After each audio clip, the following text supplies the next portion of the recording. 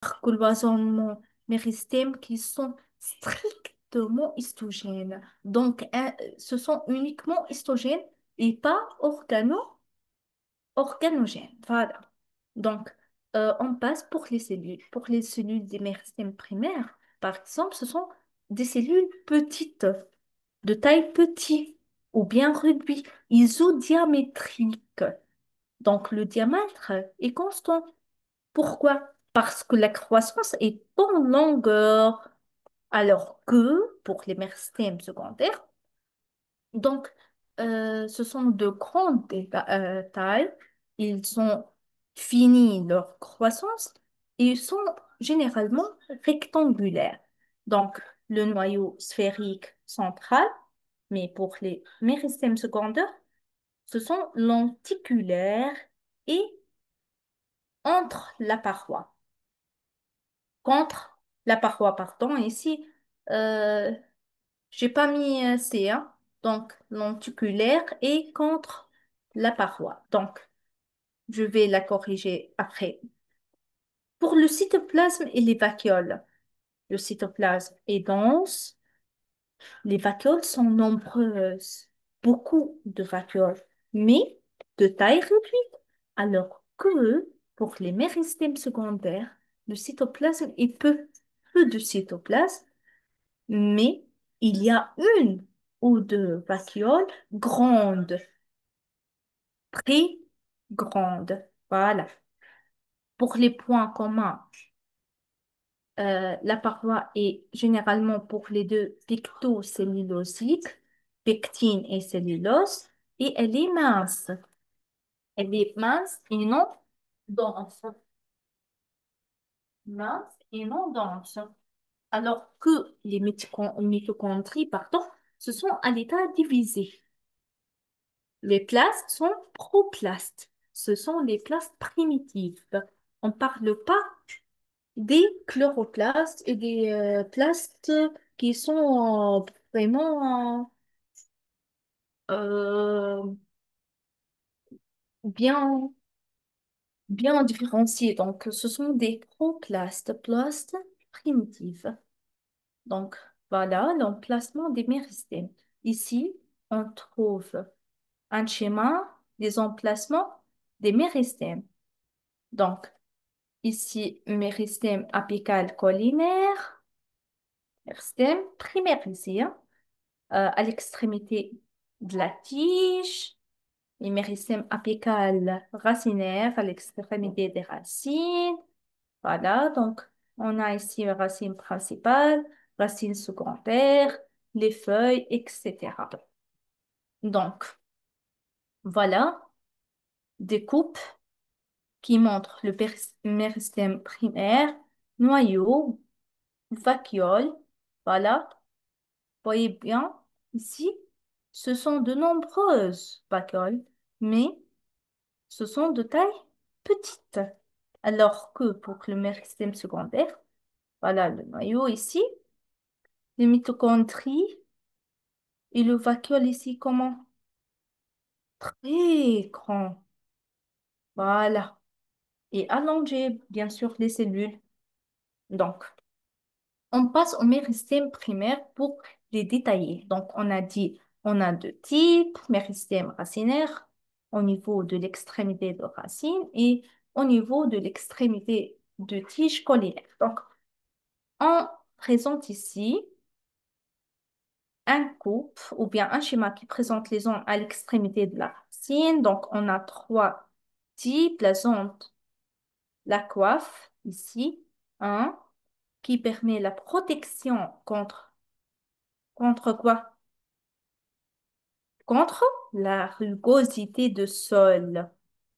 Après, pardon, après, on trouve une zone qui est quiescente, puis zone de division, plusieurs divisions ici, et deux zones d'élongation. Pourquoi il y a une zone d'élongation? Pour enfoncer la racine dans le sol. Enfoncement. Le soutien dans le sol. Donc, puis une zone de différenciation. Comme son nom l'indique, il y a beaucoup de différenciation, spécialisation des cellules, puis zone d'organogenèse. C'est quoi organogenèse? C'est la zone où se trouve la genèse des organes. Voilà. Donc, voyez ici, pour A, c'est une figure qui illustre ce que j'ai dit. Donc, pour A ici, c'est un méristème apical racinaire.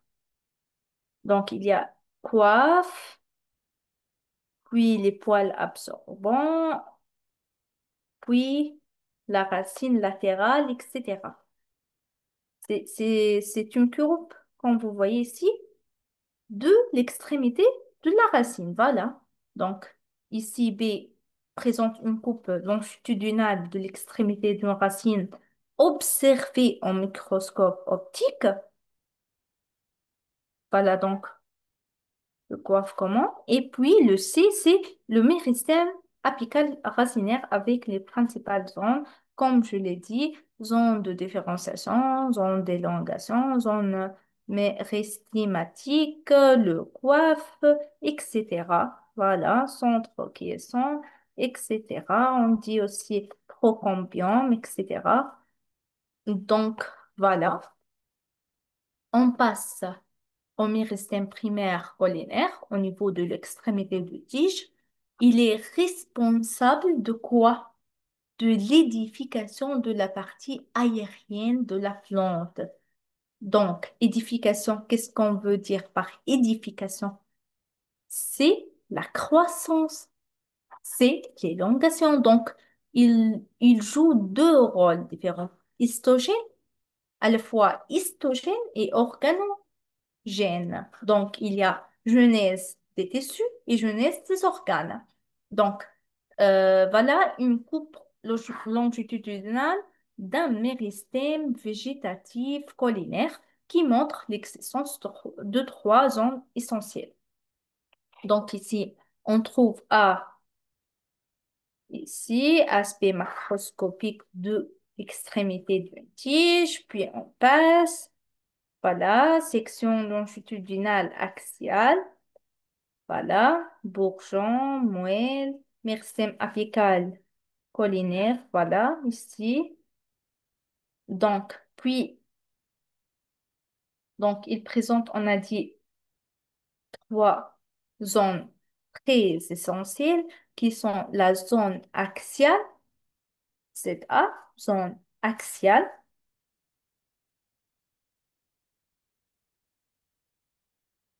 zone latérale, qui entoure la zone axiale et le méristème médulaire MM, origine de la moelle centrale M. Donc, pour les méristèmes secondaires, on a dit que sont des méristèmes hauts dans les parties ou bien dans les régions agies ou bien dans les organes agis de la plante au niveau des feuilles, tiges et même racines. Donc, ces méristèmes secondaires sont en nombre de deux. On a deux types de méristèmes secondaires. Le cambium vers le centre de l'organe. On lui dit aussi libéraux ligneux, libéraux cellulaires, ligneux. Et le phylogène vers l'extérieur, qui est subéro-phélodermique. Donc, il est important de noter que le phylogène entre en activité plus tard que le cambium. Donc, le cambium, c'est dans le centre, voilà, cambium ici, l'écorce externe, voilà, et le phylogène ou à l'extrémité. Et le phylogène entre en activité ou quand? Avant le cambium? Non, après le cambium. Donc, pour le deuxième axe, c'est de connaître les tissus maintenant différenciés. On a vu les tissus indifférenciés ou bien mixtes. Oui, les tissus différenciés. Donc, ici, je schématise comme ça, comme vous voyez, pour bien assimiler les fragmentations et les segments de cours. Donc, les tissus différenciés, ce sont des tissus adultes générés suite à la différenciation des méristèmes. Ils se trouvent chez quoi? Chez les plantes vasculaires qui présentent hmm, un système vasculaire. Voilà, donc comme le gymnosperme, angiosperme, etc. Donc, ce sont des tissus adultes et non plus jeunes qui ont déjà effectué leur différenciation. Donc, on trouve 5 types de ces tissus différenciés, soit tissus de remplissage, appelés parenchyme, tissu protecteur, tissu conducteur, tissu de soutien et tissu sécréteur. Voilà.